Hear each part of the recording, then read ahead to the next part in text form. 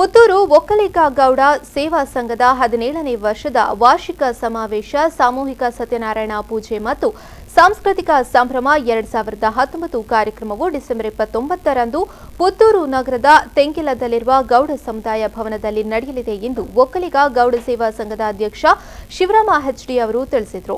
ಅವರು ಪುತ್ತೂರಿನಲ್ಲಿ ಸುದ್ದಿಗೋಷ್ಠಿಯಲ್ಲಿ ಮಾತನಾಡಿ, ಅಂದು ಬೆಳಗ್ಗೆ 6 ಗಂಟೆಗೆ ಗಣಪತಿ ಹವನ, 8 ಗಂಟೆಗೆ ಸಾಮೂಹಿಕ ಸತ್ಯನಾರಾಯಣ ಪೂಜೆ ನಡೆಯುವುದು. ಅವಿಭಜಿತ ಪುತ್ತೂರು ತಾಲೂಕಿನ 4,000ದಷ್ಟು ಮಂದಿ ಸತ್ಯನಾರಾಯಣ ಪೂಜೆ ಮಾಡುವ ನಿರೀಕ್ಷೆ ಇದೆ ಎಂದು ಹೇಳಿದರು.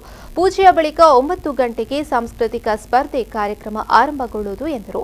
ಪೂರ್ವಾಹ್ನ 11 ಗಂಟೆಗೆ ನಡೆಯುವ ಸಭಾ ಕಾರ್ಯಕ್ರಮದಲ್ಲಿ ಆದಿಚುಂಚನಗಿರಿ ಸಂಸ್ಥಾನದ ಮಂಗಳೂರು ಶಾಖಾ ಮಠದ ಧರ್ಮಪಾಲನಾಥ ಸ್ವಾಮೀಜಿಯವರು ಆಶೀರ್ವಚನ ನೀಡುವರು. ಪುತ್ತೂರು ಒಕ್ಕಲಿಗ ಗೌಡ ಸೇವಾ ಸಂಘದ ಸಲಹಾ ಸಮಿತಿಯ ಗೌರವಾಧ್ಯಕ್ಷರಾದ ಕೇಂದ್ರ ಸಚಿವ ಡಿವಿ ಸದಾನಂದಗೌಡ, ಒಕ್ಕಲಿಗ ಗೌಡ ಸೇವಾ ಸಂಘದ ಸಮುದಾಯ ಭವನ ಅಭಿವೃದ್ಧಿ ಸಮಿತಿಯ ಅಧ್ಯಕ್ಷರಾದ ಶಾಸಕ ಸಂಜೀವ ಮಠಂದೂರು ಮುಖ್ಯ ಅತಿಥಿಗಳಾಗಿ ಭಾಗವಹಿಸಲಿದ್ದಾರೆ ಎಂದರು.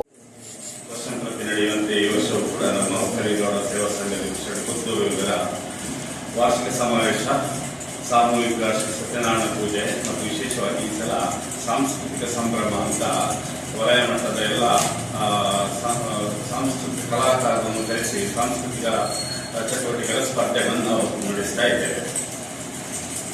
ಈ ಒಂದು ಕಾರ್ಯಕ್ರಮಕ್ಕೆ, ಸಭಾ ಕಾರ್ಯಕ್ರಮಕ್ಕೆ ನಮ್ಮ ಮಂಗಳೂರು ಶಾಖಾ ಮಠದ ಆದಿಚುಂಚನಗಿರಿ ಮಂಗಳೂರು ಶಾಖಾ ಮಠದ ಸ್ವಾಮೀಜಿ ಶ್ರೀ ಶ್ರೀ ಧರ್ಮಪಾಲನಾಥ ಸ್ವಾಮೀಜಿ ಇವರು ಇವರ ದಿವ್ಯ ಉಪಸ್ಥಿತಿ ಇರುತ್ತದೆ ಮತ್ತು ಇವರು ಆಶೀರ್ವಚನ ನೀಡಲಿಕ್ಕಿದ್ದಾರೆ.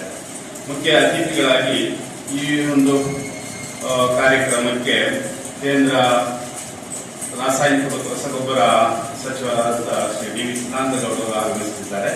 ಅದೇ ರೀತಿ